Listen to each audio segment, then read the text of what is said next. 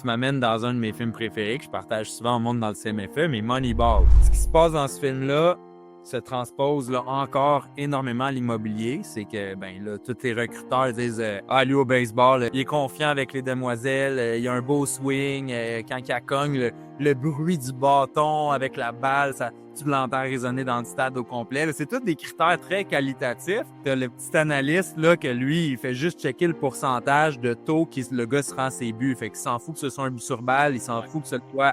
Peu importe comment il se rend, c'est quoi? Fait que là, il se ramasse à aller chercher plein de joueurs que c'est des misfits un peu. Il ne fit pas nulle part. Et lui, il pitch par en dessous. C'est bizarre, mais lui, vu qu'il regarde les stats, c'est comme si les gens ont tendance à dévaluer des choses basées sur l'émotion. Ça ne veut pas dire que ça vaut plus parce que son taux il est à la bonne place, mais peut-être que le marché l'a trop dévalué versus ce que ça vaut pour vrai. Puis des fois, c'est le contraire.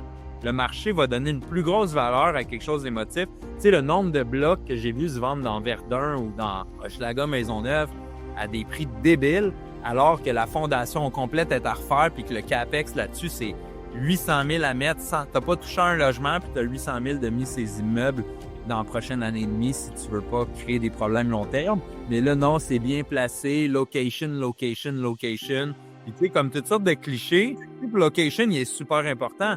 Mais il est important à cause du loyer potentiel, du loyer marchand du secteur, de la stabilité de la chose. À un moment donné, si ton immeuble est sur le bord de tomber, location, location, location, là, moi, je vais dire CAPEX, CAPEX, CAPEX.